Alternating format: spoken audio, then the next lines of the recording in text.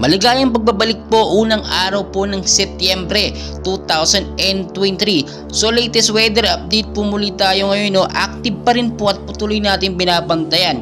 Ito nga pong si Super Typhoon Goring, which is nandito pa nga po sa ating Philippine Area of Responsibility. Hindi pa po siya totally nakakalabas ng PAR, no. 250 km per hour Super Typhoon category at napakalakas po. Storm signal number 1 hanggang number 5 sa Babuyan Island or sa bandang Cagayan. At hindi po yan, may binabantayan tayo panibagong banta ng bagyo na nakapasok na nga po sa ating Philippine Area of Responsibility.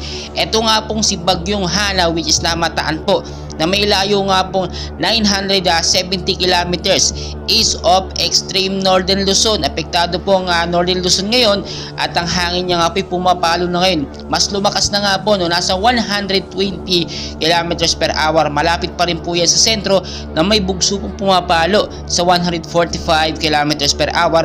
Pa northwestward po ang kilos na may bilis pong 15 kilometers per hour. So may isa pang bagyo, no, dito sa bandang Silangang Mindanao. So pero wala pang epekto yan sa ating bansang Pilipinas. Ang binabantayan natin dyan, etong dalawa which is nasa loob ng PAR. Etong isa po, no, Silangang Mindanao nasa labas ng PAR, banta rin po ito sa ating bansang Pilipinas at posibleng yung direksyon niya ay magbago. Pero makikita natin ngayon itong si Super Typhoon Goring, wala naman na siya masyadong nai-effect sa ating bansa dahil palabas na siya ngayong linggo ng Philippine Area of Responsibility.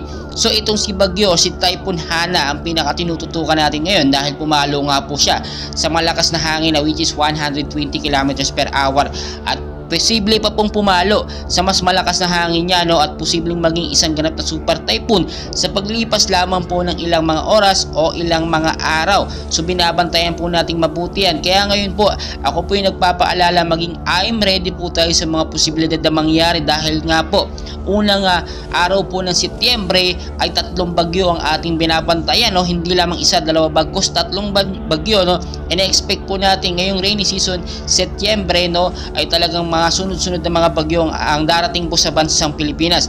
Maging ready po tayo, and please, no, yung mga lugar po na mabababa, mag-ingat po kayo yan sa banta po ng baha, no. Posible po magkaroon ng pagbabaha kapag ka nagkaroon ng patuloy na pag-uulan, no. Kaya hindi sa mga lugar na matataas, mag-ingat po kayo sa banta ng landslide. Kapag ka nagkaroon ng patuloy na pag-uulan, lalambot ang lupa at ito'y mauuwi sa pag-landslide. Maging I am ready po tayo, and please, no, kung hindi pa kayo nakasubscribe, pa-subscribe, like, and pahit na rin po ng notification bell para updated kayo. Paki-share na rin po sa ating mga loved ones para updated po sila sa ating binabantayang mga super typhoon at mga bagyo sa Pilipinas. Maraming salamat po.